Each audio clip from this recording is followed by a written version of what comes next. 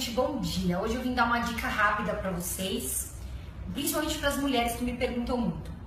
Eu já fiz outros posts de cinta e agora eu vou falar da cinta que pra mim, no atual momento, é a melhor de todas que eu já postei, tá?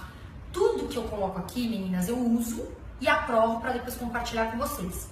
Eu não vou mentir como outras meninas do mercado, a gente ganha sim para postar, mas eu me preocupo muito com vocês, tá? Essa cinta, ela modela super bem a cintura, ela tem aquela proteção dos ganchos, que isso aqui incomoda muito.